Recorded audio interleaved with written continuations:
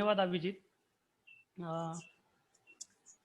मी माझ्या व्याख्यानाला सुरुवात करण्याच्या आधी एक Facebook post doctor Harishchandra Thorat यांनी वाचनाच्या संदर्भात लिहिली होती, ती वाचतो आणि त्याच्यानंतर मग आपण पुढे बोलूयात. डॉक्टर हरिश्चंद्र थोरात त्यांच्या फेसबुक पोस्टमध्ये म्हणतात, लिहिणं आणि विशेषतः वाचणं या दोन्ही गोष्टी म्हटलं तर खूप गुंतागुंतीच्या आणि म्हटलं तर खूप साध्या सरळ आहेत. देश, काळ, परिस्थिती, विशिष्ट व्यक्तीचा स्वभाव या अंगानुसार वाचण्याचे स्वरूप बदलत जाते. हे आपण नित्य पाहत असतो. काही लोकांसाठी वाचणं ही अत्यंत नैसर्गिक प्रक्रिया असते, तर काही लोकांना ती अनावश्यक, गौण, परिघावरची वाटू शकते. काही लोकांसाठी ती ज्ञान आणि माहिती देणारी असते. काही लोकांना ती भ्रम निर्माण करणारी वाटू शकते. काही लोकांना वाचणं सर्जनशील वाटत असतं. एरवी सर्वसाधारण काळात बरीच माणसं वाचत असतात. अनेकांना सक्तीने वाचावं लागतं. त्यांच्या कामाचा तो अपरिहार्य भाग असतो. या प्रकारचे वाचन आपण बाजूला काढून ठेवू. जबरदस्ती किंवा हिशोबी पातळीवरचे फायदे नसतानाही वाचक जेव्हा केवळ अर्थपूर्णतेच्या अनुभवासाठी वाचत असतो, तेव्हा त्याचं वाचन सर्जनशील होण्याची शक्यता असते. करोना काळासारखा काळ या सर्जनशीलतेच्या गळ्याला नख लावण्याचा प्रयत्न करतो. भोवतालची परिस्थिती आणि माणूस यांच्यातील द्वंद्वात सर्व सूत्रे परिस्थितीच्या हातात गेली. मानवी हस्तक्षेपाच्या शक्यता क्षीण झाल्या की करोना काळ निर्माण होतो.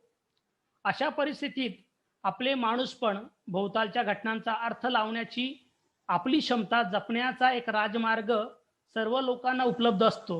हा राजमार्ग म्हणजे वाचन मार्ग होय. वाचनाची प्रक्रिया माणसाला निर्मितीचे अद्भुत स्वातंत्र्य देते. हे स्वातंत्र्य माणसाची अर्थपूर्ण जगण्याची इच्छा बळकट करते. एखादी साधी कथा किंवा कादंबरी घ्या, तिच्यात कोणा एका लेखकाने लिहिलेले केवळ शब्द असतात. या शब्दांच्या आधारे जग उभारण्याचे सर्जक काम वाचक करत असतो. तो शब्दांना विवक्षित रूप देतो.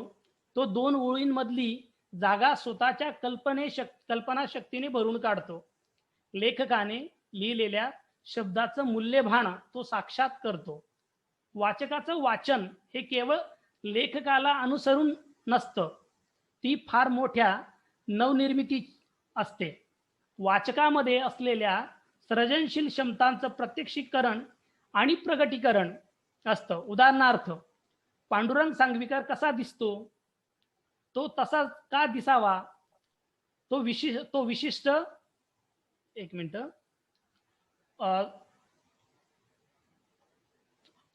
विशिष्ट साली जन्माला का यावा, तो विक्षिप्तासारखा का वागतो, त्या मूल्य निर्णयामागे नेमके काय आहे, अशा अनेक प्रश्नांची झगडण्याचं स्वातंत्र्य वाचक घेत असतो आणि शून्यातून विश्व निर्माण करत असतो.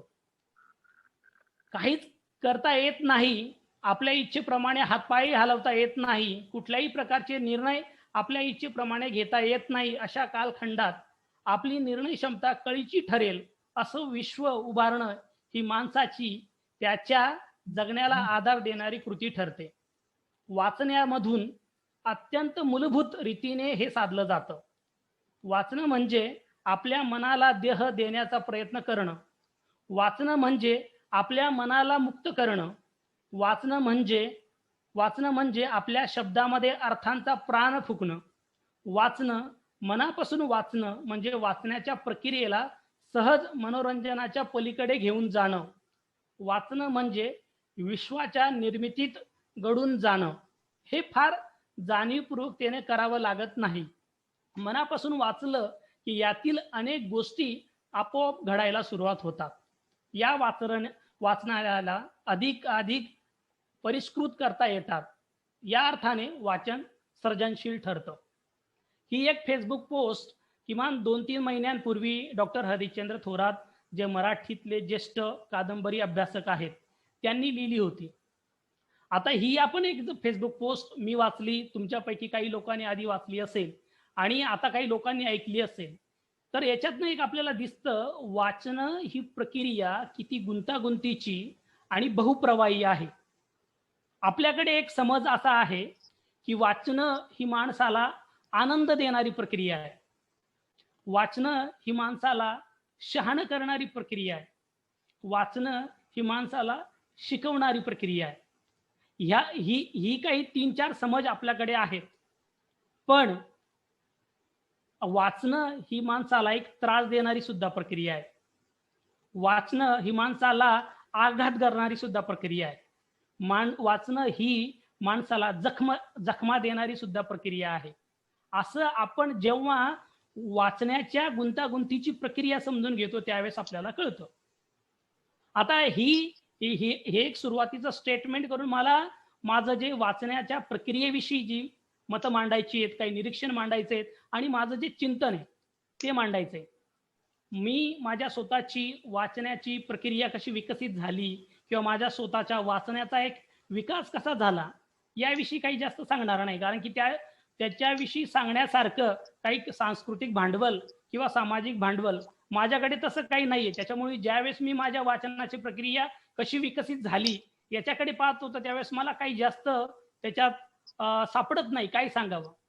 या संदर्भात एक चांगलं पुस्तक आपल्याला तुम्हाला इथे दिसत असेल, अरुण टिकेकरांनी एक पुस्तक लिहिलेलं आहे. ते भाषण होतं मुळात त्यांचं, अक्षरनिष्ठांची मांदियाळी. अक्षरनिष्ठांची मांदियाळी आणि त्याचा सबटायटल आहे ग्रंथशोध आणि वाचन बोध. त्याच्यामधला जो ग्रंथशोध हा जो भाग आहे तो थोडा बाजूला ठेवतो. वाचन बोध नावाचा एक जो ह्या पुस्तकातला जो भाग आहे त्या वाचन बोध या भागामध्ये अरुण टिकेकरांनी म्हटलंय की बाबा प्रत्येकाचा वाचनानुभव हा वेगवेगळा असतो. त्याच्यामुळे वाचनानुभवाविषयी जर बोलायचं असेल तर एक व्यक्ती स्वतःच्या वाचनानुभवाविषयी बोलू शकतो, कारण त्या व्यक्तीची जडणघडण कशी घडली, त्या व्यक्तीचं सामाजिक आर्थिक बॅकग्राऊंड कसं होतं, त्या व्यक्तीची शैक्षणिक पार्श्वभूमी कशी होती, त्या व्यक्तीकडे असलेलं सांस्कृतिक सामाजिक भांडवल कसं होतं, त्याच्यावरनं त्याचा वाचनानुभव ठरतो. आता याच्यामध्ये जर अरुण टिकेकरांचं जे पुस्तक आहे ते जर बघितलं तर अरुण टिकेकरांनी त्यांच्या वाचनाच्या प्रवासाची सुरुवात त्यांच्या आजोबांपासून घेतली. अरुण टिकेकर महाराष्ट्रातले ख्यातनाम विचारवंत अभ्यासक संपादक होते आणि हे अरुण टिकेकरांचे आजोबा सुद्धा संपादक होते 19व्या शतकामध्ये. त्याच्यामुळे त्यांना अशी एक दिसते की एक मोठं एक सामाजिक भांडवल अरुण टिकेकरांच्या मागे होतं. त्याच्यामुळे त्यांचा जो वाचन व्यवहार आणि वाचनाचा छंद हा जो विकसित झाला त्याला आपल्याला एक सामाजिक भांडवलाची पार्श्वभूमी दिसते. त्याच्यामुळे वाचनाच्या अनुभवाविषयी बोलणं आणि ते सार्वजनिक करून टाकणं हे थोडी एक काय म्हणते गुंतागुंतीची प्रक्रिया आहे आणि थोडी एक प्रॉब्लेमॅटिक प्रक्रिया आहे. आपण वाचनानुभव सार्वजनिक करू शकत नाही, कारण तो व्यक्ती विशिष्ट असतो. एखाद्या व्यक्तीचा वाचनानुभव आणि वाचनाचा व्यवहार किंवा वाचनाचा छंद कसा विकसित झाला हा त्या व्यक्तीच्या व्यक्तिगत विकासावर अवलंबून असतं. त्याच्यामुळे मी माझी जी मतं मांडणार आहे त्या मतांमध्ये माझी काही निरीक्षणं, माझी काही अनुभव आणि माझं या संदर्भातलं काही एक जे छोटंसं चिंतन आहे ते मी आपल्या सगळ्यांना समोर मांडू इच्छित आहे. आता जसं मी सुरुवातीला श्रुती मॅडम यांनी त्यांचं इंट्रोडक्शन करताना सांगितलं की रीडिंग इज अ प्लिजरेबल गोष्ट आहे, प्लेजर आपल्याला त्याच्यातनं मिळतं. पण मी तुम्हाला आधीच माझं सुरुवात करताना जर सांगितली की वाचन हे आपल्याला पेनफुल सुद्धा एक प्रोसेस आहे, आपल्याला त्रास देतं वाचन. त्याच्यामुळे मी reading as a painful process, वाचन एक त्रासदायक प्रक्रिया अशी एक कल्पना मी करतो की असं एक माझं स्वतःचं रीडिंग वाचन आणि चिंतन आहे. त्याच्याविषयी 3 उदाहरणं एक मी सांगतो. एकदा आम्ही 7वीत असताना विज्ञानाच्या वर्गामध्ये संप्लवण नावाची एक वैज्ञानिक प्रक्रिया असते. त्या प्रक्रिया आम्हाला त्या संप्लवण या प्रक्रियेची व्याख्या 7वीच्या वर्गामध्ये सांगायची होती.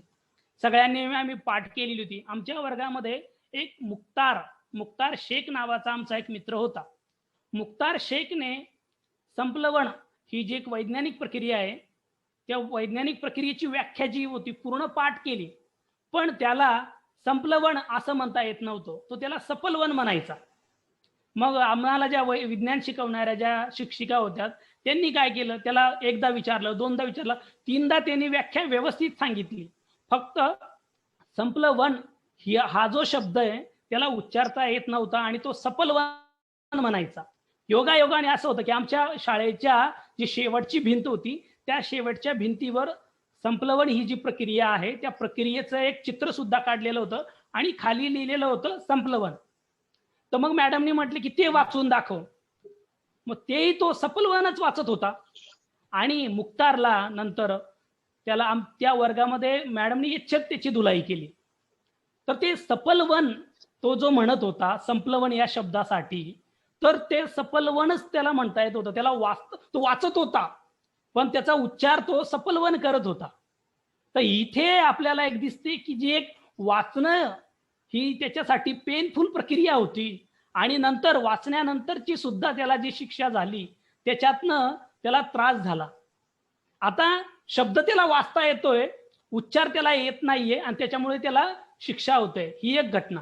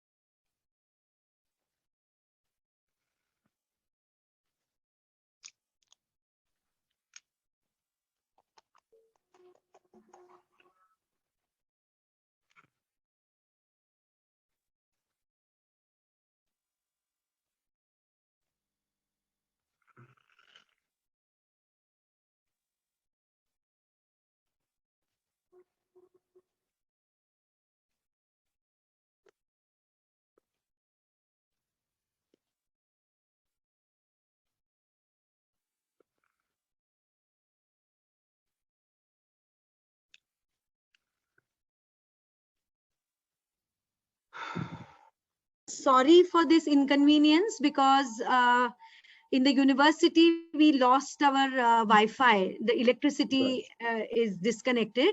So the speaker is joining from his cell phone. Okay, let's wait for 2 minutes and see. Yeah, of course. Yeah. Maybe till then, okay, Dev Kumar is right here. I think he's joined.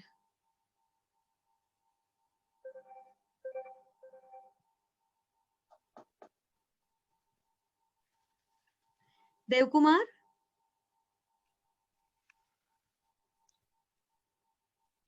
Ma'am माझा आवाज येतोय? Okay. हो अगदी perfect perfect. Yes. हां. तर just 1 minute मी perfect. Okay. तर मी जे म्हणत होतो की उर्वशी बुटालिया आणि अनीस किडवाई यांनी फाळणीच्या संदर्भात जी पुस्तकं लिहिले अदर साइड ऑफ सायलेन्स आणि आझादी के छाव में नावाची 2 पुस्तकं आहेत आणि या फाळणीवर लिहिलेल्या या पुस्तकांमध्ये जी वर्णनं येतात ही प्रामुख्याने ही पुस्तकं फाळणीमध्ये ज्या स्त्रियांवर अन्याय अत्याचार झालीत, स्त्रियांवर जे बलात्कार झालेत आणि त्याच्यातनं स्त्रियांच्या एकूणच जगण्याचे आणि अस्तित्वाचे जे प्रश्न उपस्थित झालेत त्या संदर्भात ही पुस्तकं लिहिली गेलेली आहेत. आपण आजन वाचक म्हणून ज्यावेळेस ही पुस्तकं वाचतो त्यावेळेस आपल्याला अत्यंत त्रास होतो. पुस्तकं वाचताना खूप त्रास होतो आणि जी वर्णनं या पुस्तकांमध्ये आलेली आहेत म्हणजे विशेषतः तुम्ही अनीस किडवाई यांचं आझादी की छाव में नावाचं जर पुस्तक बघितलं तर त्याच्यामध्ये हिंदू, मुस्लिम, शीख स्त्रियांवर बलात्कार झालेत आणि हिंदू, मुस्लिम, शीख पुरुषांनी ते बलात्कार केलेत आणि ते बलात्कार नुसते केले नाही तर बलात्कार केल्यानंतर स्त्रियांच्या गुप्तांगावर स्वतःचं नाव सुद्धा कोरलेलं आहे. तर हे जे वाचणं आपल्याला त्रास देणारं असतं. हे जे वाचणं आहे ते आपल्याला मनावर खूप जखमा करणारं असतं आणि त्याच्यामुळे म्हणून मी म्हणतो की वाचणं ही नुसतं आनंद देणारी प्रक्रिया नाही, तर वाचणं ही आपल्याला त्रास देणारी प्रक्रिया आहे. वाचल्यामुळे आपल्याला त्रास होतो. वाचल्यामुळे आपल्याला आपल्या मनावर जखमा होतात आणि त्याच्यातनं आपल्याला असं दिसतं की या सगळ्या वाचनाच्या प्रक्रियेमुळे आपल्याला एक हिंसेचा, क्रौर्याचा, युद्धांचा आणि त्या युद्धांमधनं झालेल्या मानवहानीचा एक मोठं चित्रण आपल्यासमोर उभं केलं जातं आणि ते एक माणूस म्हणून आपल्याला त्रास देतं. हे या 2 पुस्तकांमधनं आपल्याला दिसतं. तसंच एक इतिहासाचा संशोधक म्हणून ज्यावेळेस मी हिंसेचा किंवा लिंचिंगचा किंवा मग युद्धांचा ज्यावेळेस इतिहास किंवा होलोकॉस्टचा ज्यावेळेस इतिहास वाचतो आणि त्या इतिहासाच्या संदर्भातले कागदपत्र वाचतो, त्या इतिहासाच्या संदर्भातले साधनं वाचतो, तर त्यावेळेस मला म्हणजे त्यावेळेस मला एक संशोधक म्हणून एक वेगळी माहिती तर मिळते, पण ऍट द सेम टाइम एक माणूस म्हणून, एक नागरिक म्हणून खूप सारा त्रास होतो. काही वेळेस एवढा त्रास होतो की तो वाचल्यामुळे माणसाला मानसिक आरोग्याचे प्रश्न निर्माण होतात. याच्या संदर्भात विशेषतः कोरिया जे नानकिंग रेप्स आहेत, जॅपनीज मिलिटरीने कोरियातल्या नानकिंग शहरावर जे आक्रमण केलं होतं आणि त्या आक्रमणामध्ये ज्या मोठ्या प्रमाणात तिथल्या स्त्रियांवर जे रेप केले गेलेत आणि त्याच्याविषयी नंतरच्या इतिहासकारांनी जे काम केलं गेलं, तर त्या इतिहासकारांनी स्वतःचे ज्यावेळेस अनुभव नोंदवले त्यांनी त्याच्यामध्ये मांडणी केली की ज्यावेळेस आम्ही या संदर्भातले कागदपत्र माहिती गोळा करत होतो, तर आम्हाला एक वेगळा इतिहास तर कळत होता, पण त्याच्यासोबत रात्रभर झोप लागत नव्हती. जापनीज लष्कराने केलेल्या अन्याय अत्याचाराच्या ज्या बातम्या किंवा माहिती वाचून आम्हाला झोप लागत नव्हती. त्याच्यामुळे काही इतिहासकारांनी मानसिक आरोग्याचे प्रश्न निर्माण झाले. त्यांना रात्री बेरात्री कसलेही स्वप्न पडायची, रात्री बेरात्री त्यांना झोपेतनं उठायचे. हे सगळं त्यांना फक्त वाचण्यामुळं झालेलं दिसतं. त्याच्यामुळे मी म्हणतो की वाचणं ही नुसती एक आनंदाची प्रक्रिया नाहीये, तर वाचणं ही माणसाला त्रास देणारी प्रक्रिया आहे. वाचणं ही माणसाच्या मनावर जखमा करणारी प्रक्रिया आहे. दुसरं जे आहे ते वाचणं एक कर्मकांड, रीडिंग ॲज अ रिच्युअल. याच्या संदर्भात माझा एक अनुभव आहे. ज्यावेळेस मी लहान होतो, एका खेड्या गावामध्ये राहत होतो. आपल्याला सगळ्यांना माहिती आहे, ग्रामीण भागामध्ये विशेषतः गुरुवारच्या उपवास पकडण्याची एक मोठी प्रथा स्त्रियांमध्ये असतं आणि त्या गुरुवारच्या त्या महालक्ष्मीचे जे उपास स्त्रिया पकडतात, गावातल्या सगळ्या स्त्रिया पकडतात आणि त्या महालक्ष्मीच्या ज्या पोथ्या असतात, ज्याला गावातल्या एखाद्या मुलाला जर वाचायला येत असेल आणि तो जर व्यवस्थित मोठ्याने वाचत असेल, तर त्या मुलाची एक थोडी मजा असते, कारण की अनेक घरांमध्ये त्या मुलाला बोलवलं जातं वाचायला. आणि तशा संध्या मला लहानपणी अनेक वेळा मिळालेल्या आहेत. तर त्याच्यामुळे माझ्या घरी किंवा शेजारी पाजारच्या अनेक स्त्रियांच्या घरी ते पोथी वाचायची. ते फक्त मोठ्याने वाचायची, त्याच्यातले अक्षर वाचायची, त्याचा अर्थ अजिबात कळत नव्हता. त्या स्त्रिया, अशिक्षित स्त्रिया त्या पण वाचायला लावतात, पण त्याच्यातला अर्थ कळत नाही. मग इथे हे वाचणं हे शिकणं नाहीये. हे वाचणं एक कर्मकांड आहे. ते जे एकूणच आपल्याकडच्या सामाजिक आणि सांस्कृतिक धार्मिक जीवनामधलं एक जे कर्मकांड आहे, त्या कर्मकांडाला अधिमान्यता देणारा किंवा त्या कर्मकांडाला एक सहाय्य करणारी ही एक प्रक्रिया की महालक्ष्मीचे गुरुवारचे उपवास पकडायचे आणि त्याच्यामध्ये ते महालक्ष्मीच्या पोथ्या वाचायच्या. हे वाचन जे आहे, तर हे एक कर्मकांडाचं स्वरूप आहे. आता हे वाचन, याला आपण रिलिजियस कर्मकांड या अर्थाने बघूया. दुसरी एक कर्मकांडाची जी एक प्रक्रिया आहे, ती दररोज सकाळी उठून न्यूजपेपर वाचणं. आता दररोज सकाळी उठून न्यूजपेपर वाचणं हे एक जे कर्मकांड, हे जे रिच्युअल आहे, हे धार्मिक कर्मकांड या अर्थाने नसून, तर अँथ्रोपॉलॉजिकली जे रिच्युअल या शब्दाला जो अर्थ आहे, कर्मकांड हा जो अर्थ आहे तिथे. म्हणजे तुम्ही दररोज सकाळी उठतात, पेपर वाचतात, जसं तुम्ही दररोज सकाळी उठतात, अंघोळ करतात, काय नाश्ता करतात आणि कामाला जातात किंवा दुसरं कामं करतात, तर त्याच्यामध्ये न्यूजपेपर वाचतात किंवा वृत्तपत्र वापरतात. तर तसं एक ते आपल्या लहानपणापासून घरामध्ये सगळीच लोक न्यूजपेपर वाचतात. त्याच्यामुळे एक ते कर्मकांड रिच्युअलचा भाग बनणं. आता दररोज न्यूजपेपर वाचतात, त्याच्यामुळे दररोज जगामध्ये काय चाललंय, भारतामध्ये काय चाललं याच्याविषयी सगळीच लोक विचार करतात असं नाहीये. पण न्यूजपेपर वाचतात तर न्यूजपेपर वाचतात.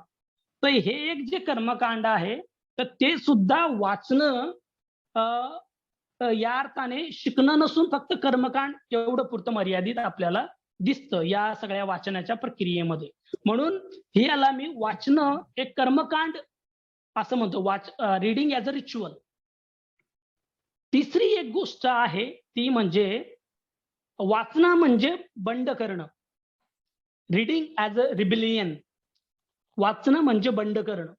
आपल्या सगळ्यांना माहिती आहे की जगाचा आपण जर थोडा इतिहास बघितला आणि त्याच्यामध्ये प्रामुख्यानं जगामध्ये हुकुमशाहीचा इतिहास किंवा एकाधिकारशाहींचा इतिहास जर आपण बघितला, तर हुकुमशहांच्या इतिहासामध्ये किंवा एखाद्या देशामध्ये विशिष्ट पक्षाची किंवा विशिष्ट विचारसरणीची एक हाती सत्य असल्यामुळे आपल्याला या समाजांमध्ये किंवा या देशांमध्ये काय होतं, की मोठ्या प्रमाणात पुस्तकांवर बंद्या आणल्या जातात.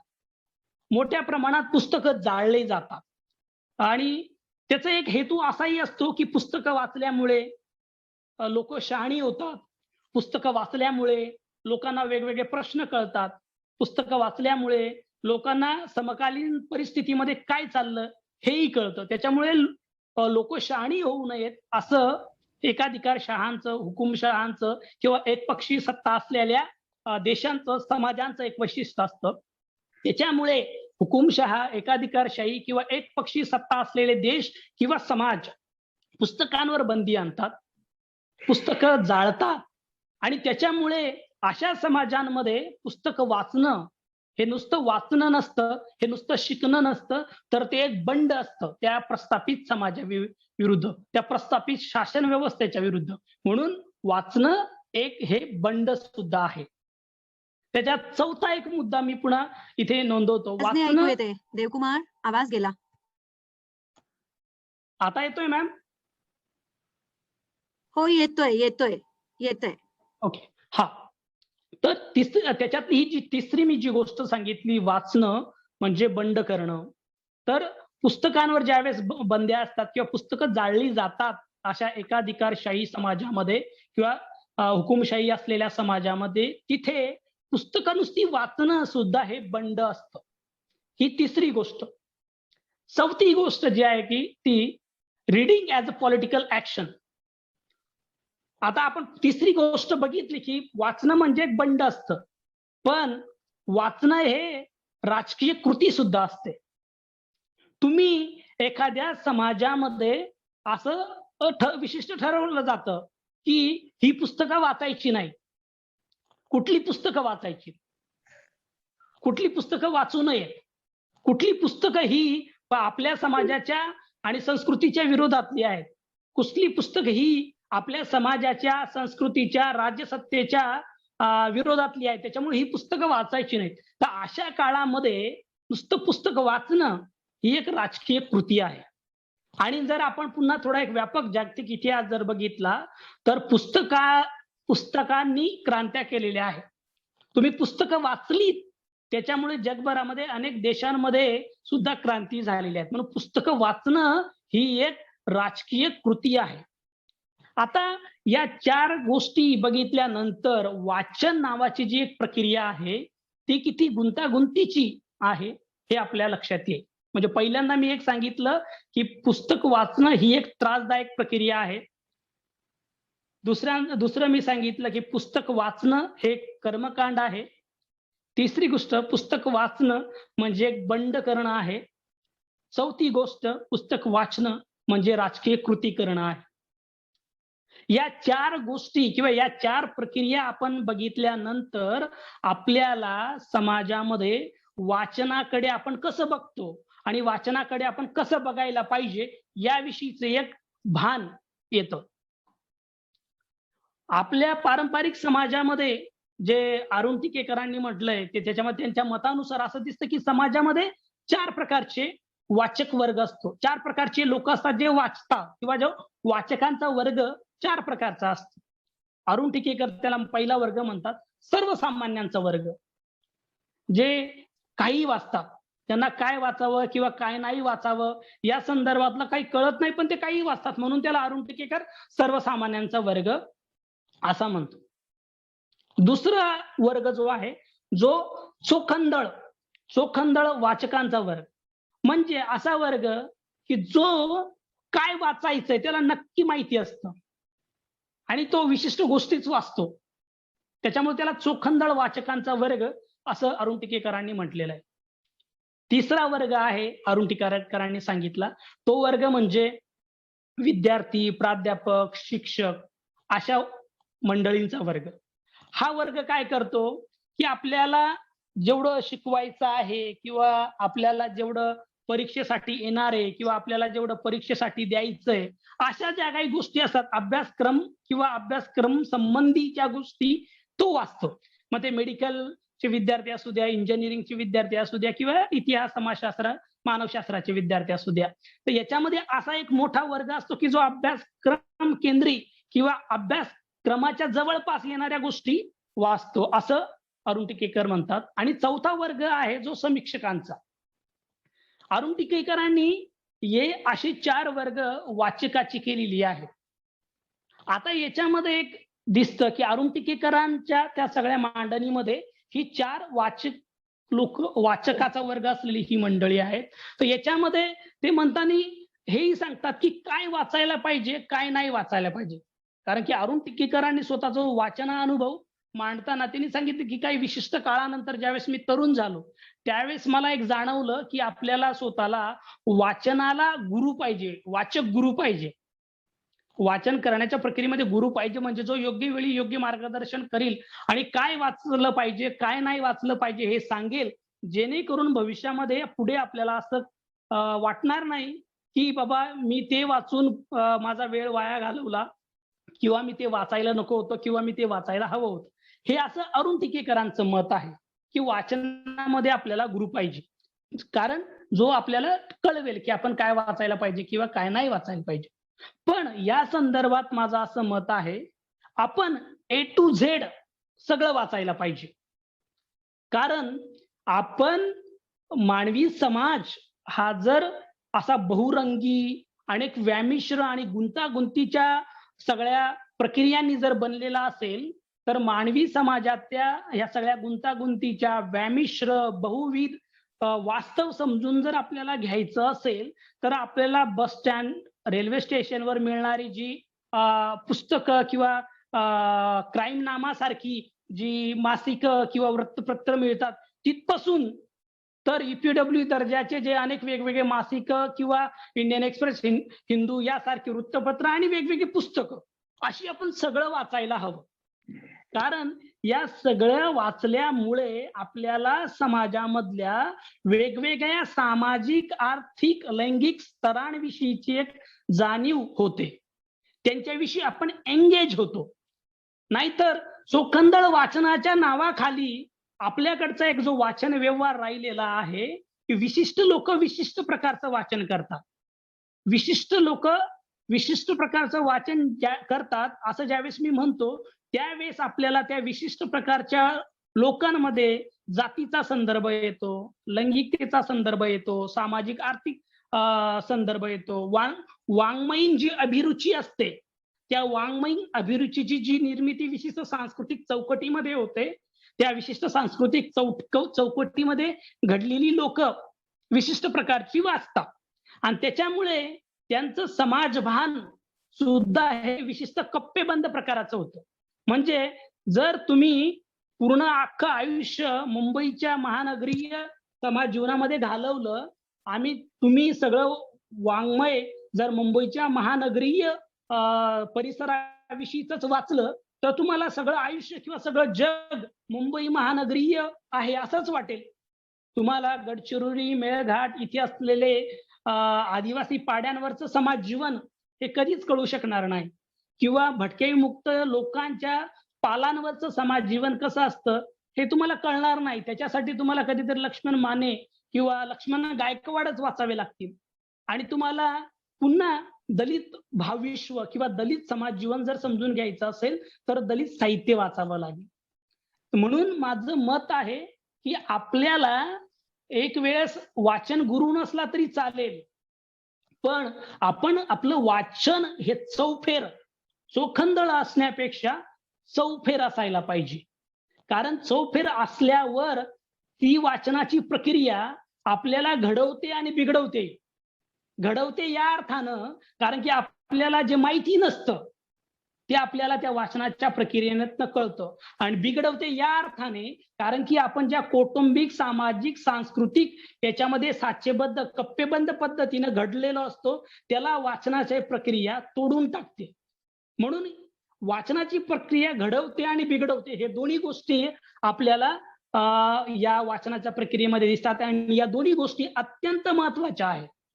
अन्यथा बऱ्याच वेळेस असं होतं की एखाद्या व्यक्तीचं आयुष्य वाचक म्हणूनच आयुष्य असतं, पण त्याला जो वाङ्मयीन व्यवहार आहे, वाङ्मयीन व्यवहारामधलं अनेक साहित्य प्रकार किंवा अनेक समाजांचं साहित्य माहितीच नसतं.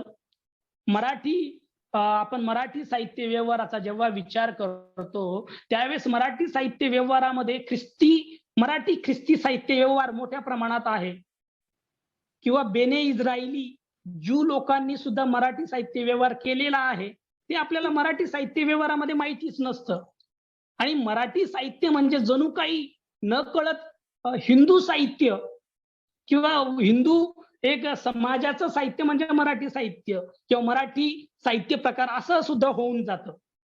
पण मराठी साहित्य व्यवहारामध्ये किंवा मराठी अनेक वेगवेगळ्या वाङ्मय प्रकारांमध्ये असलेले मुस्लिम मराठी साहित्य असेल किंवा ख्रिस्ती मराठी साहित्य असेल किंवा जैन मराठी साहित्य असेल याच्याविषयीची आपल्याला जाणीव होत नाही. आता याला अनेक कारणं आपल्या सामाजिक, सांस्कृतिक आणि वैचारिक जडणघडणीमध्ये सुद्धा आहेत. आता थोडा एक दुसरा मुद्दा घेतो आणि त्या संदर्भात मांडणी करतो. एक म्हणजे 3-4 महिन्यांपूर्वी पुण्यामध्ये एका सार्वजनिक कार्यक्रमामध्ये एका व्यक्तीला मी भेटलो आणि तो थोडा एक माझा राजकीय दृष्ट्या चळवळीमध्ये काम करणारा व्यक्ती असल्यामुळे त्याच्याशी माझी मैत्री होती. कधीतरी आम्ही चर्चा करत होतो. तर तो भेटल्यानंतर त्याला मी एकदा विचारलं की बाबा आता तू काय चाललंय? तो म्हटला मी आता सध्या वाचतो. मला वाचणारी लोक आवडतात आणि वाचणं हे माणसाला समृद्ध करतंय म्हणून मी म्हटलं काय वाचतो? तर तो म्हटला मी आता हल्ली कचरा वाचत नाही, मी क्लासिकल वाचतो. तर मग त्यावेळी ज्यावेळेस मला म्हटलं की मी कचरा वाचत नाही, मी क्लासिकल वाचतो, तर मग मी त्याला म्हटलं कचरा म्हणजे काय? कुठल्या पुस्तकांना किंवा कुठल्या साहित्याला तू कचरा समजतोय? तर त्यांनी त्याच्यावर उत्तर दिलं नाही कारण की तो विशिष्ट राजकीय विचारसरणीशी बांधील असल्यामुळे त्याच्या राजकीय विचारसरणीशी संबंधित असलेले जे साहित्य आहे त्याला ते क्लासिकल साहित्य वाटतं आणि बाकी सगळे इतर साहित्य त्याच्या दृष्टीने कचरा आहे. तर त्याला मी म्हटलं की बाबा तू एक राजकीय कार्यकर्ता विशिष्ट राजकीय विचारसरणीची आणि पक्षाशी संबंधित असल्यामुळे तुला इतर कचरा वाटू शकतं, तो ते तुझं मत आहे, पण मला काहीच कचरा वाटत नाही. रस्त्यावर पडलेले आपल्या न्यूजपेपरचं साधं पान सुद्धा कचरा नसतं, त्याच्यामध्ये सुद्धा वेगवेगळ्या प्रकारची माहिती असतेच. त्याला म्हणून मी कचरा त्याला म्हणत नाही. तर याच्यातनं आपल्याला एक दिसतं की समाजामध्ये जे वेगवेगळे सामाजिक गट आणि वैचारिक गट असतात किंवा वेगवेगळ्या विचारसरणींचे गट असतात, त्या वेगवेगळ्या गटांमध्ये किंवा सामाजिक गटांमध्ये एक वाचना संदर्भातली एक कप्पेबंद मांडणी केली जाते. म्हणून तुम्ही बघा एखादा विशिष्ट जर विचारसरणीचा व्यक्ती जर असेल त्याला जर तुम्ही काय वाचतो त्याला जर विचारलं तर तुम्हाला असं दिसेल की तो त्याच्या विचारसरणीशी संबंधितच जास्त गोष्टी वाचतो. त्याला त्याच्या पलीकडे खूप कमी गोष्टी माहिती असतात किंबहुना त्याच्या दृष्टीने इतर विचारसरणींचे किंवा इतर गोष्टी या वैचारिक अस्पृश्यच असतात. म्हणून स्वतःच्या गोष्टी किंवा स्वतःच्या विचारसरणीच्या साहित्याला क्लासिकल समजणं, अभिजात समजणं आणि इतरांना कमसल समजणं किंवा हीन समजणं, हा एक जो तुच्छतावाद वाचनाच्या व्यवहारामध्ये आपल्याला दिसून येतो. हा वैचारिक गटांमध्ये आणि सामाजिक गटांमध्ये होतो. असंच एक आपल्याला दिसतं की मराठी साहित्य व्यवहारामध्ये जर आपण थोडा भटकंती केली तर मराठी साहित्य व्यवहारामधले ते वेगवेगळे जॉनर आहेत. तर त्याच्यामध्ये साहित्य प्रकार कुठे मग नाटक, कादंबरी आणि मग आपल्या त्याच्या कविता, त्याच्यासोबत वैचारिक साहित्य नावाचा एक साहित्य प्रकार आहे.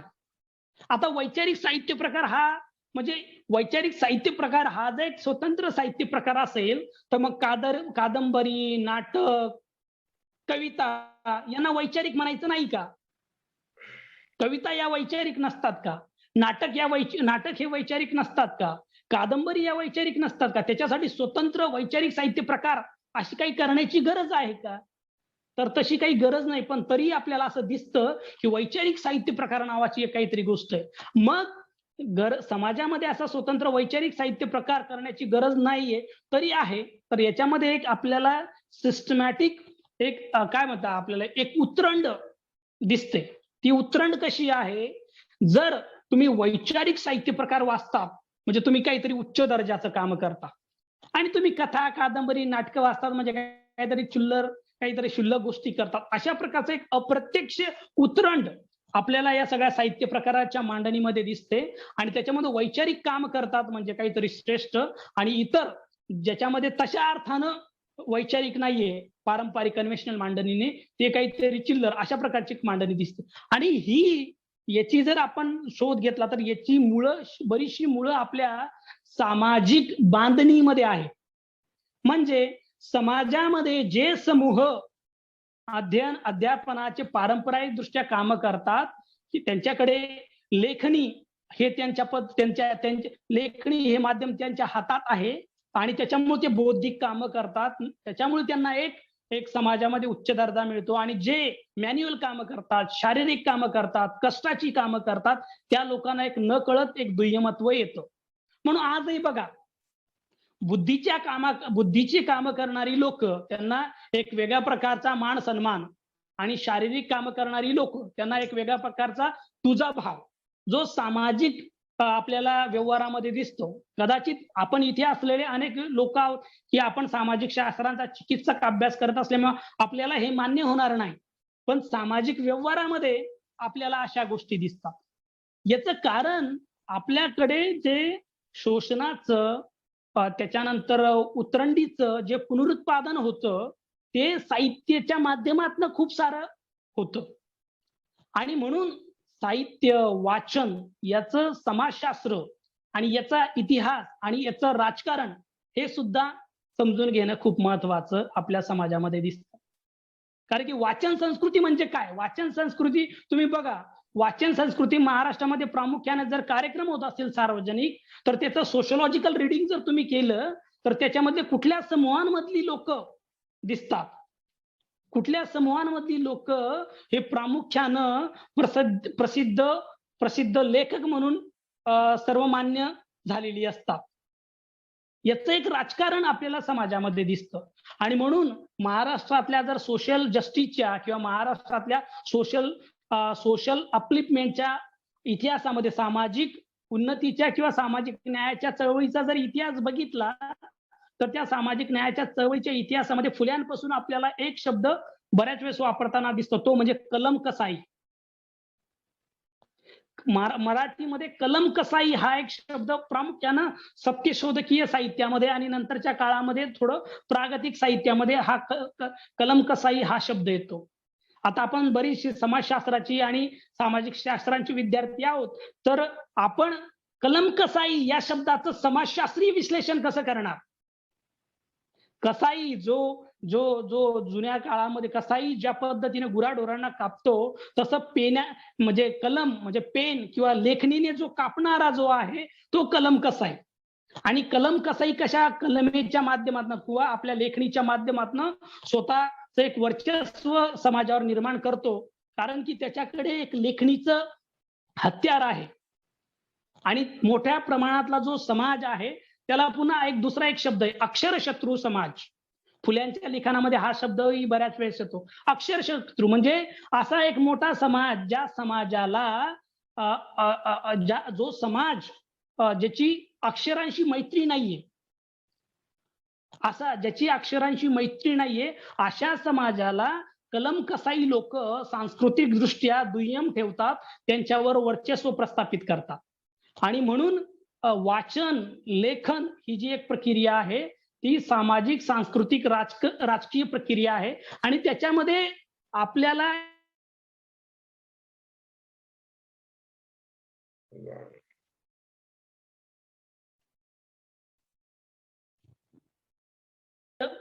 सुद्धा प्रक्रिया एकीकडे ज्ञानाचं लोकशाहीकरण सुद्धा करतो.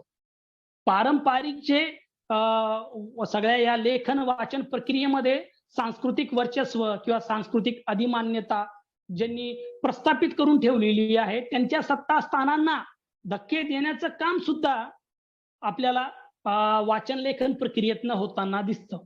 म्हणून आपल्याला व्यापक समाजामध्ये असं दिसतं की मोठ्या प्रमाणात जर ज्ञानाचं लोकशाहीकरण झालं, तर मोठ्या प्रमाणात जी लोक ज्यांना असं म्हणता येतं की ज्या लोकांना स्वर नाहीयेत, की ज्या लोकांना आपलं म्हणणं मांडता आलेलं नाहीये, की ज्या लोकांना आपलं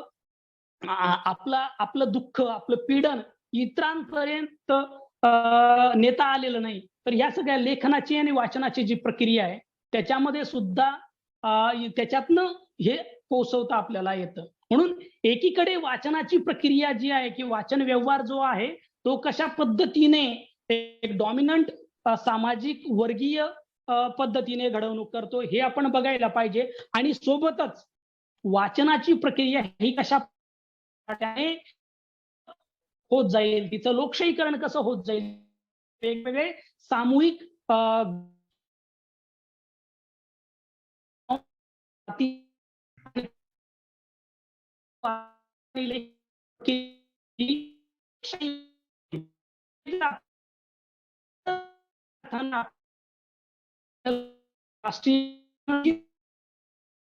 साजरं करणं म्हणता येईल. अन्यथा बऱ्याच वेळेस आपण अनेक वेगवेगळ्या न्यूजपेपरमध्ये वाचकांच्या प्रतिक्रिया जो पाहतो, त्या वाचकांच्या प्रतिक्रियामध्ये मोठ्या प्रमाणातला जो समूह जो असतो त्यांच्या कधी प्रतिक्रियाच नसतात. आणि म्हणून आपल्याला ही जी वाचनाची सगळी जी चळवळ आहे ती तेव्हाच आपल्याला वाढवता येऊ शकते जेव्हा आपण तिला चिकित्सकपणे पाहू शकतो. आणि तिला आपण तेव्हा चिकित्सकपणे पाहू शकतो जेव्हा आपल्याला हे कळेल की वाचन हे नुसतं आनंद देणारी प्रक्रिया नाहीये, वाचन हे नुसतं शिकवणारी प्रक्रिया नाहीये, तर वाचनामुळे आपल्याला त्रास होतो, वाचनामुळे आपल्याला बंड करता येतं, वाचनामुळे आपल्याला राजकीय कृती करता येऊ शकतं. नाहीतर समाजामध्ये तशी अनेक लोक आहेत की जे टाइमपास म्हणून वाचत असतात. काही लोक फावल्या वेळात वाचत असतात. अशाही लोकांचा एक मोठा समूह आपल्या समाजामध्ये आहे की ज्यांचा टाइमपास होत नाही म्हणून ते वाचतात. आता वाचणं एक जर राजकीय कृती असेल तर ती राजकीय कृती आपण करायलाच पाहिजे. एवढं बोलून थांबतो. धन्यवाद. देवकुमार, अगदी जोरदार अशी मांडणी झाली. मला 2 छोट्या गोष्टी विचारायच्या होत्या. त्याच्यातली एक अशी होती की महात्मा फुल्यांचा जो इतका समर्पक उल्लेख तू केलास, तर फुल्यांचा जो सगळा म्हणजे थोडक्यात महाराष्ट्रातल्या वाचनामध्ये आधुनिकतापूर्व पोथ्या आणि लिखाण वेगवेगळ्या प्रकारचं, अगदी निजामशाही, आदिलशाहीमध्ये वेगवेगळ्या प्रकारचं जे लिखाण झालंय, ते आता लगेच मी बोलत नाही.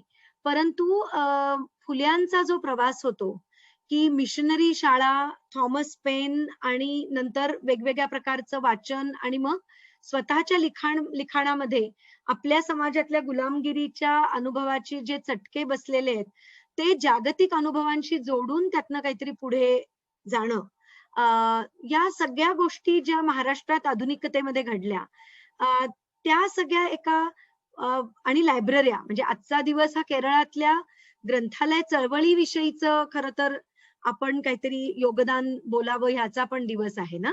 तर तू कसं बघशील याकडे, ग्रंथालय आणि महाराष्ट्रातली आधुनिकता आणि त्या काळातले विविध समूहातले हे जे धुरीण फुल्यांसारखे पुढे आले तेव्हाची सगळी एकूण काय म्हणूया कशमकश आणि मंथन याकडे कसं बघशील, हा एक प्रश्न. आणि दुसरा प्रश्न होता तो तुला धक्का देणारी, दुःख देणारी, आनंद देणारी, आवडलेली न आवडलेली पुस्तकं, एखाद दुसरं जरी उदाहरण सांगितलं असतं. थँक्यू. ओके. फक्त एक थोडं मॅम बोलायचंय की आता म्हणजे आपल्याकडे सगळ्यांना माहिती लाईट गेलेली, इंटरनेट, माझ्या मोबाईलमध्ये सुद्धा 4% बॅटरी आहे. तर फक्त बोलता बोलता जर कट झालो तर समजून घ्या, काही म्हणजे टेक्निकल कारणांमुळे. तर माझ्या आता सध्या म्हणजे माझ्या सगळ्यात मला प्रभाव टाकणारी जी पुस्तकं आहेत किंवा मला आवडली न आवडली जी पुस्तकं, एक तर त्याविषयी बोलतो आणि नंतर फुल्यांचा जो एकदम अत्यंत महत्त्वाचा आणि उद्बोधक प्रश्न आहे. मला म्हणजे सगळ्या या वाचनाच्या आणि माझ्या सगळ्या वैचारिक जडणघडणीमध्ये आत्तापर्यंत जे सगळ्यात जास्त आवडलेलं जे आत्मचरित्रात्मक पुस्तक जे आहे, आता रिसेंटली मागच्या वर्षी प्रकाशित झालं, ते आपले कुल्ले उलसून नावाचं. कुल्ले उलसून हे पुस्तक रिसेंटली प्रकाशित झालं आणि ते आपल्या कच्ची मेनन मुस्लिम समाजातल्या स्त्रीचं जे आत्मचरित्र वर्णन आहे, ते म्हणजे आतापर्यंत मी अनेक लोकांचे आत्मचरित्र आणि चरित्र वाचलीत. तर त्यांच्यामध्ये सगळ्यात जास्त मी सगळ्यांना रेफर करेन, हे आवर्जून वाचवायला पाहिजे. दुसरं की म्हणजे अदर साइड ऑफ सायलन्स, हे अनेक म्हणजे माझ्यावर खूप, मी हे BA ला असताना वाचलेलं पुस्तक आहे. पण आजही मला ते पुस्तक वाचलं तर खूप सारं बोलावं वाटतं त्या पुस्तकाविषयी. अदर साइड ऑफ सायलन्स या पुस्तकाने मला खूप बऱ्याच गोष्टी शिकवल्यात. कशा वाचायचंही कसं आणि बघायचंही कसं आणि वाचणं ही त्रासदायक प्रक्रिया कशी असते. मराठी साहित्य व्यवहारामध्ये सगळ्यात जास्त माझी आवडती कादंबरी जी आहे, हिंदू कादंबरी आहे आणि तिच्यामध्ये अनेक वाचनाचे किंवा कशा पद्धतीचं लेखनाचं अनेक वेगवेगळे प्रकार आपल्याला दिसतात आणि स्टाईल्स त्याच्यामध्ये आहेत.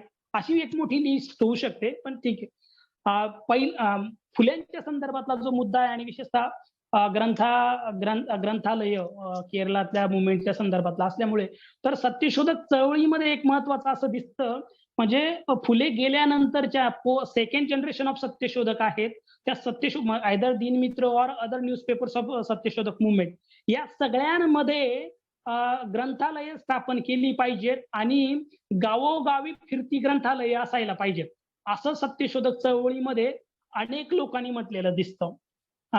तर आणि म्हणजे विशेषतः ज्याला ज्ञानज्योती सावित्रीबाई रोडे, विद्यादेवी सावित्रीबाई रोडे, त्यांच्यावर एक मी रिसर्च केलंय.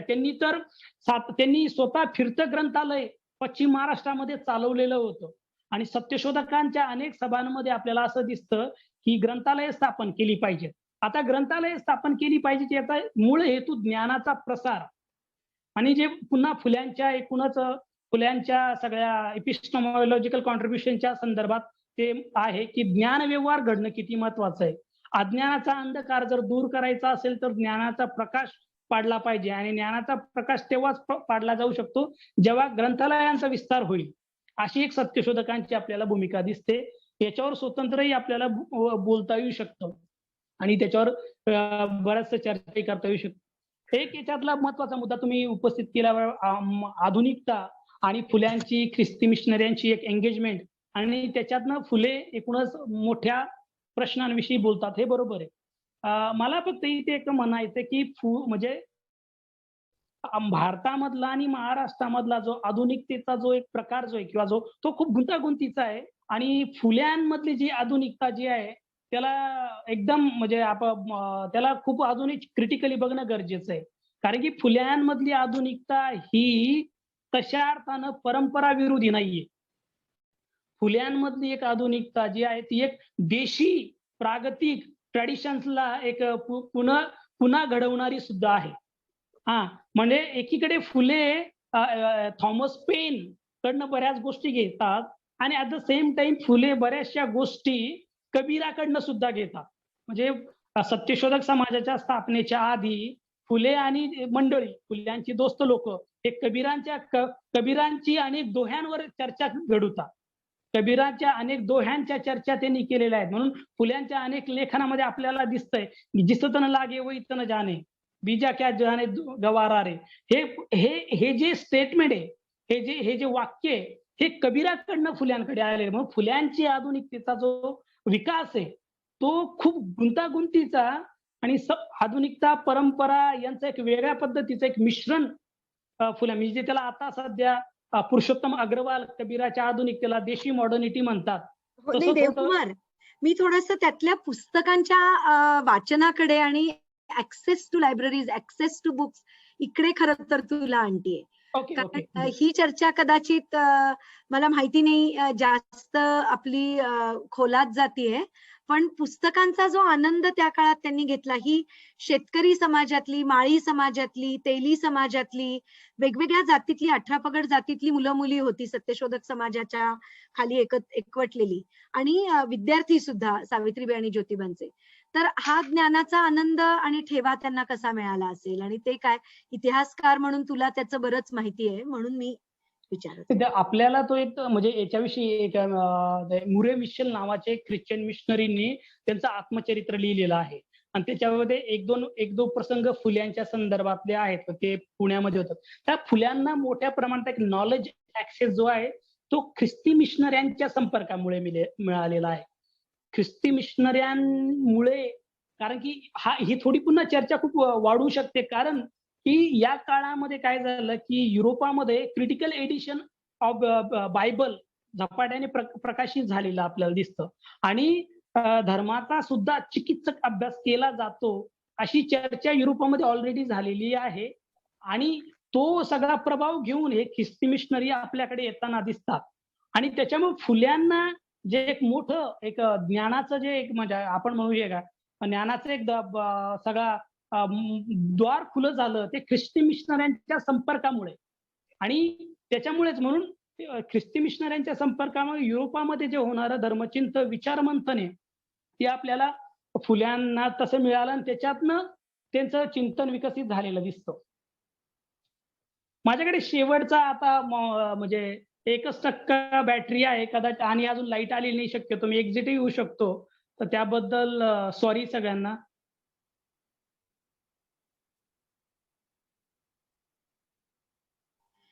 थँक्यू देवकुमार, कारण ही टेक्निकल अडचण आहे आम्ही जाणतो, पण हवं तर खालच्या मजल्यावर येऊन आम्हाला जॉईन हो, इथे जिथे कुठे जमेल तिथे तुला कोणत्याही ऑफिस मधनं जॉईन होता येईल. Yes yes yes yes, thank you so much. Randhir ji, can you just answer the questions in the chat box? There were comments and questions for you. Yeah, where is the chat box here? I'm sorry. Should I just read it for you to simplify? Yeah, just read them for me. Yeah. So there is, of course, one that says, wonderful experience to listen to the great writer and artist. Then there's another, Khare sir, thanks for reminding us about unlearning and narrating your amazing experiences. Tips for writing are useful. Thank you so much. Then there is a question, sir, if you have multiple thoughts lingering in the mind, how can we focus on one thought to pen it down? Please elaborate. Yeah, I'd like to take that one up. See, the thing is, what happens to us as human beings, it happens to me all the time, is that we're not present. That's what I was referring to earlier. So what happens when you're not present? Say if I'm doing something, I'm going to write, but my mind is thinking about breakfast. I haven't had breakfast. My mind is thinking about, I have to ring 2 or 3 people, and my mind is thinking about all of these things, as well as in between that, other related points that are connected with what we are doing. And the best way I found to connect is when you sit down to write, take a deep breath, close your eyes, and only focus in your mind on what it is that you want to say and why you want to say it. Ask yourself those 2 questions in your mind and in your heart or whatever, and then begin and keep focus. Now, there's a term which I use very often when I'm encouraging people to write, and that is association. You know, a lot of us, when we write, we think everything out and write. We plan everything out and write. Sometimes a first draft can be very exciting if you go by association. So you write one idea and it is associated with another idea, and then it's associated with another. So there's a process of association. And if we follow that, then what you have a draft of what you've written, which is wide ranging. And then it's left to you to remove what you want to remove. Because there's always a fight in us, within us, mortal human beings. There's always a fight between the mind and the intention of the heart, or the intention of, whatever you're doing. So there's always a clash, because the mind is like, picking up all the signals all around, and you have to work on yourself to focus. And when you work through association of ideas, then what happens, everything unfolds very, very easily, very smoothly, harmoniously. So what you're thinking in your mind, the 101 thoughts, and what you are actually feeling you need to write, then become harmonized. Yeah. So I need much more time to explain what do I mean by writing through association. Maybe sometime when there's a small talk or something, you could ask me to talk to them, and I could really actually address this. Because there's a big problem with all the young writers I'm mentoring. They're not able to focus. Because the life, is full of so many activities, so many responsibilities. But when you choose to write, that is your sole responsibility. So you have to actually guide yourself to focus. Yeah. I used to go to the Dangs jungles and stay in a forest rest house, planning to write a novel. Every year I went, I sat down there and wrote poetry instead, which finally became a book, Memory Land. So there's something which happens. The mind wants you to do 101 things, but actually there's something which is called an intention that comes through.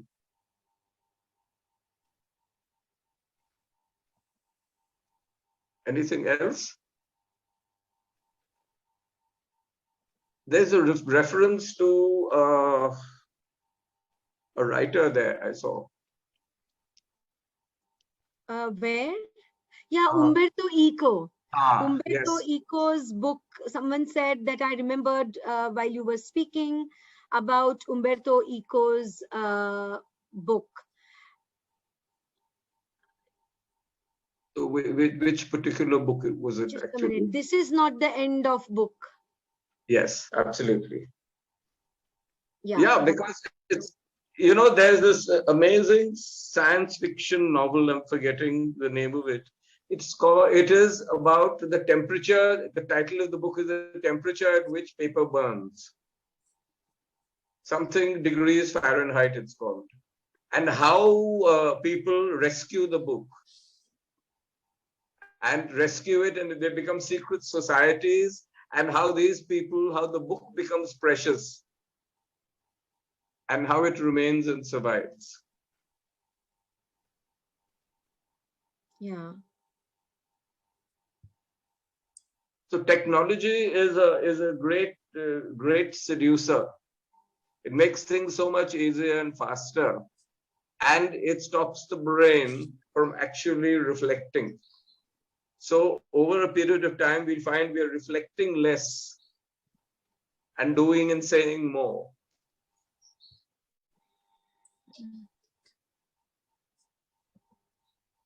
Yeah. Thank you so much.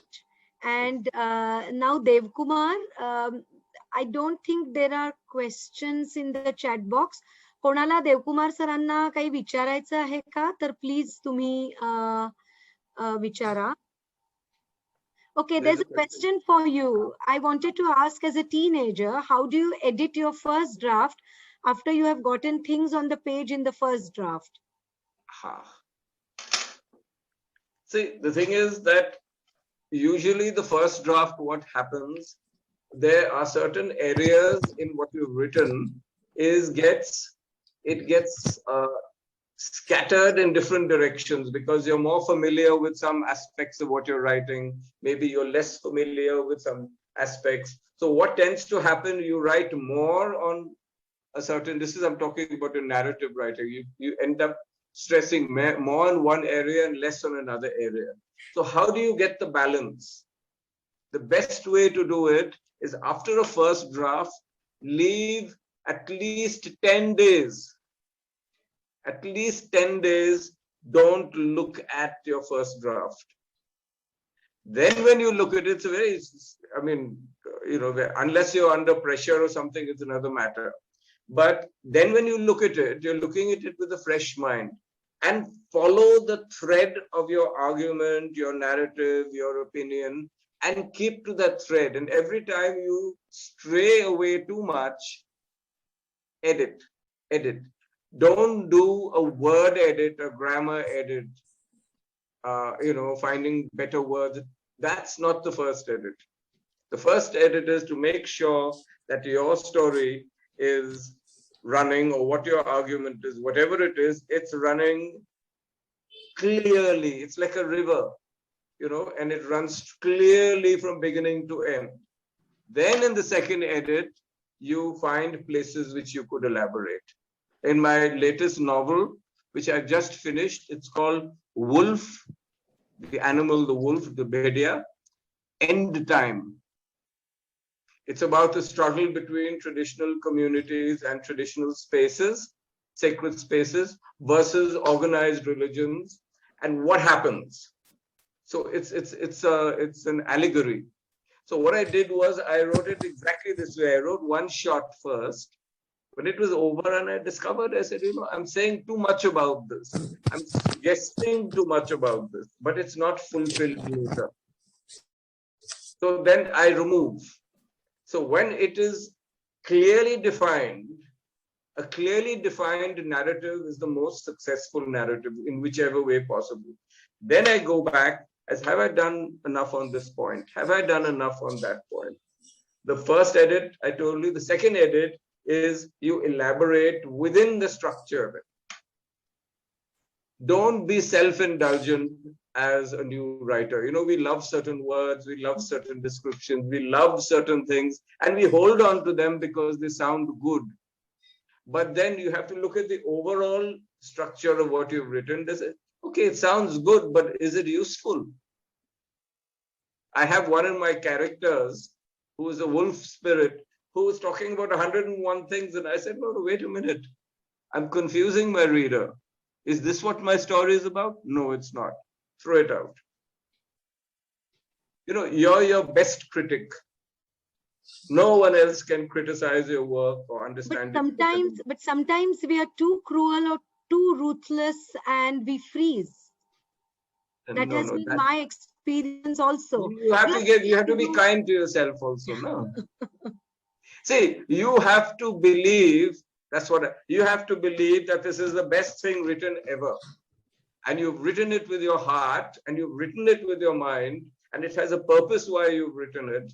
If you do that, then you are writing with great conviction. But what I was talking about, just editing, what happens, what you have to exercise. You're the one who's in control. Yeah, don't hurt yourself. Don't worry about, and never show your work in progress to anybody. If you've written some chapters, you show it, or don't show it. And least of all, when your work is finally finished, never show it to overcritical people. Show it to people who you know are encouraging, who understand you. Because as a new writer, you need courage and you need belief in yourself. Thank you so much. Thank you. Thank you. Okay, now there's a question for Devkumar. कोणालाही प्रश्न विचारायचे असतील तर हात वर करा, आपण mic सुरू करूया. देवकुमार सर सोशॉलॉजी मध्ये आलेले आहेत, मी बघतीये ते बसलेले आहेत. फक्त थोडं तुम्ही कॅमेऱ्याच्या जवळ आलात तर आम्हाला दिसेल, आता दिसत नाहीये. मला असं विचारायचं होतं की तुम्ही अगदी योग्य प्रकारे सांगितलं की ज्या घाऊक प्रमाणामधल्या अक्षरधारा सारख्या जागा आहेत म्हणजे माझा असा अनुभव आहे गेली अनेक वर्ष की अक्षरधारामधल्या प्रदर्शनांना जर गेलो जिथे खूप सवलतीत पुस्तकं विकली जातात, तर विशिष्टच लेखक आणि त्याबरोबर विशिष्ट लेखक फ्री असं एक राजकारण पण आपल्याला त्याच्यात दिसतं. आणि तसंच गेल्या काही दिवसांपूर्वी लोकसत्तेनी 100 लोकांना विचारलं तुमची आवडती पुस्तकं, आणि गंमत मला अशी वाटली की त्यात अनेक सनदी अधिकारी होते. सो कोणी कस्टम अँड एक्साईजचा कमिशनर आहे, कोणी काय मायनिंग डिपार्टमेंटचं कोणीतरी आहे, कोणी ICICI बँकेचा मॅनेजर आहे. आणि इनव्हेरिबली मी बघितलं की सावरकरांचं माझी जन्मठेप सगळ्यांनी लिहिलेलं होतं, मृत्युंजय सगळ्यांनी लिहिलेलं होतं, श्रीमान योगी सगळ्यांनी लिहिलेलं होतं. तर शाळकरी मुलांना शिक्षक तेच पुन्हा दाखवतात, कॉलेजांमध्ये आणि विद्यापीठांमध्ये तेच महत्वाचं मानलं जातं. तर हे जे सगळं एक प्रकाशन आणि ते विकणं आणि त्याचं राजकारण आहे, ते कसं मोडावं? कारण ते आहे हे मगाशी तुम्हीही सांगितलं आणि आपण जाणतो सामाजिक शास्त्रातले लोक, ही नवी गोष्ट नाहीये आपल्यासाठी. फक्त मुक्तिदायी राजकारणाकडे जाणीवपूर्वक जाणं आणि इन्क्लुजन आणि जस्टिस, सामाजिक न्याय या दृष्टीने जेव्हा आपण नवी बांधणी करायचा प्रयत्न करतोय, तेव्हा नवा वाचक बॅकग्राऊंड नसलेला जेव्हा अशा दुकानात जातो, तर त्याला बरोबर तिकडेच खेचलं जातं. कारण 200 रुपयात 5 पुस्तकं आणि त्याच्यात सावरकर, बाबासाहेब पुरंदरे, अजून कोण असतील असेच लोक बरोबर दिले जातात. म्हणजे इतिहास आणि समाजाविषयी तीच दृष्टी पुन्हा पुन्हा आपल्या मनातही पक्की होते. हे तोडायचं कसं? हा, याच्याविषयी मला सगळ्यात महत्वाचं ज्या मुद्द्याला सामाजिक शास्त्रांमध्ये सुद्धा खूप चिकित्सकपणे बघितलं जात नाही, तो म्हणजे वाङ्मयीन अभिरुचीची निर्मिती कशी होते. तर खूप कमी वेळा म्हणजे वाङ्मयीन अभिरुचीची निर्मितीचं समाजशास्त्र किंवा सामाजिक प्रक्रिया वाङ्मयीन अभिरुचीची कशी होते, हे याला थोडं आपण चिकित्सकपणे बघितलं पाहिजे. कारण आपल्याकडचं शालेय शिक्षणामधनं ज्या पद्धतीनं मुलं घडतात आणि तिथे त्यांची जी वाङ्मयाची अभिरुची निर्माण होते, तिथेच बेसिक प्रॉब्लेम्स आहेत. आधुनिकतेविषयीचं जे क्रिटिक केलं गेलंय अनेक चांगल्या अभ्यासकांकडनं, म्हणजे आपल्याकडची आधुनिकता ही नुसती युरोसेंट्रिक नाहीये. म्हणजे आपल्याकडची आधुनिकता ही नुसती पाश्चिमात्यवादी नाही किंवा नुसतं पाश्चिमात्यकरण करत नाही. तर आपल्याकडची आधुनिकता ही आपलं ब्राह्मणीकरण सुद्धा करते. म्हणजे तुम्ही आधुनिक होणं म्हणजे काय, तुम्ही युरोपीय होणं, किंवा आधुनिक होणं म्हणजे काय, की तुम्ही ब्राह्मण होणं. मग खेड्यापाड्यावरची, परिगावरची सर्वसामान्य दलित, आदिवासी, भटकी, मुक्त कष्टकऱ्यांची शिकतात आणि ब्राह्मण होण्याचा प्रयत्न करतात. मग त्यांचं बोलायचं कसं इथपासून तर काय वाचायचं इथपर्यंत, याच्यामध्ये जी एक अभिरुचीची जी निर्मिती आहे, तर ती आपण समजून घेणं पहिल्यांदा. तोडणं आय डोंट नो कसं तोडू आपण, पण पहिल्यांदा ते कशी घडते, कसं घडवलं जातं, हे जर आपण बघितलं ना, तर मग आपल्याला बरेच उत्तरं याच्यातली कळतात.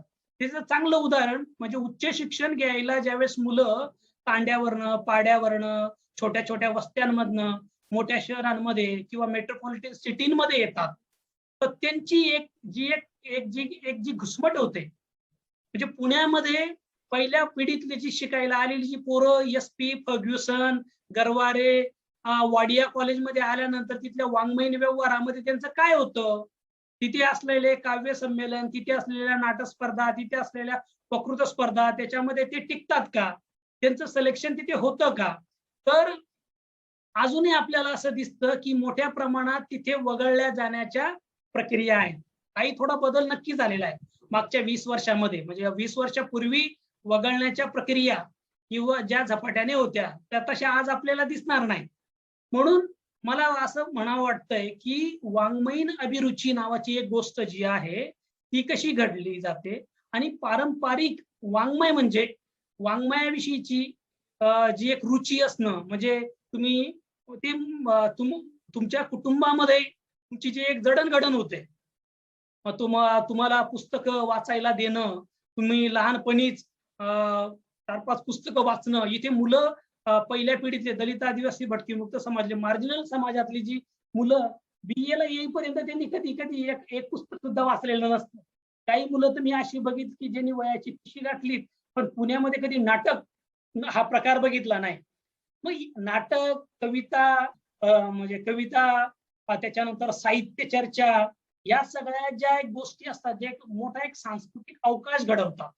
त्या सांस्कृतिक अवकाश घडवण्यामध्ये, त्या चर्चेमध्ये आपल्याला कुठल्या कुठल्या प्रक्रिया घडतात, सिस्टमॅटिकली वगळलं जाण्याच्या, त्या आपण जर एकदा समजून घेतल्यात ना, तर मग आपल्याला तिचं व्यापक पातळीवर लोकशाहीकरण कसं करता येईल हे. कारण की मला एक स्वतः वाटतं की ते जे वर्तुळ आहेत, त्या वर्तुळांमधनं अनेकांना वगळलं जातं.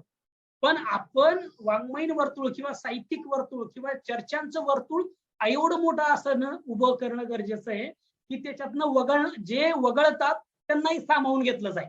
म्हणजे त्यावेळेस या सगळ्या याचं आपण लोकशाहीकरण करतो म्हणजे आधी जे वगळत होते त्यांना वगळून बाकीच्यांचं समावेशन असा त्याच्यात हेतू नाहीये. पण व्यापक पातळीवरचं सांस्कृतिक जे समावेशन आहे ते करण्यासाठी वगळलं कसं जातं, आणि वगळणं म्हणजे आता आपल्याकडे याच्या direct, indirect, visible, invisible processes असतात, ते दिसत नाहीत बऱ्याच वेळेस. आणि कधी कधी वगळणाऱ्यालाही असं वाटत नाही की आपण कोणाला वगळतोय, त्याला वाटतं की नाही इट्स नॅचरल, आणि पण ते बऱ्याच वेळेस ते नॅचरल नसतं. तर ह्या प्रक्रिया ज्या आहेत, तर या प्रक्रियांविषयी आपण सामाजिक शास्त्रातल्या अभ्यासकांनी, संशोधकांनी जर थोडं चिकित्सक बघितलं आणि त्याच्या चर्चा जर घडून आल्या, तर मग समाजामध्ये या वगळण्याच्या किंवा विशिष्ट लोकांनाच किंवा विशिष्ट जातवर्गीय लोकांनाच कसं त्यांची जाहिरात केली जाते, त्यांना प्रसिद्धी दिली जाते, त्याही गोष्टी आपल्याला पाहता येईल. म्हणजे मागे एकदा विमेन स्टडीज मध्ये संध्या नरे पवारांचं एकदा स्पीच होतं आणि 3-4 वर्ष झाली असतील, त्यांनी एकदम महत्वाचा मुद्दा उपस्थित केला होता. कधी म्हणजे त्या म्हटलं की 7-8 वर्षापूर्वी, म्हणजे 2014च्या 7-8 वर्षापूर्वी कधीतरी एक प्रक्रिया घडली होती की मराठीतले प्रसिद्ध बापलेख, मराठीतली प्रसिद्ध बापलेख, आणि त्याच्यामध्ये त्यांना धक्का बसला होता की त्याच्यामध्ये सगळ्या ब्राह्मण पुरुष आणि त्यांच्या ब्राह्मण मुली याच मराठीतले प्रसिद्ध बापलेख होते. प्रसिद्ध बापलेख मराठा समाजामध्ये, प्रसिद्ध बापलेख दलित समाजामध्ये, प्रसिद्ध बापलेख मराठी मुस्लिम समाजामध्ये, प्रसिद्ध बापलेख मराठी ख्रिस्ती समाजामध्ये, मराठी जैन समाजामध्ये, असे अनेक आहेत. पण ज्यावेळेस मराठीतले प्रसिद्ध बापलेख अशी यादी करण्यात आली, त्यावेळेस फक्त ब्राह्मण प्रसिद्ध बापलेख असंच झालं. हे नकळत झालं का? हे जर नकळत झालं तर हे नकळत घडण्यामध्ये कुठले पूर्वग्रह याच्यामध्ये प्रभावी ठरतात, हे जर आपण याचं समाजशास्त्रीय किंवा सामाजिक शास्त्रीय जर विश्लेषण केलं तर आपल्याला कळेल की कसं नकळतपणे सुद्धा वगळलं जातं किंवा कसे जाणीवपूर्वक विशिष्ट लोकांनाच प्रसिद्धी दिली जाते हे कळेल.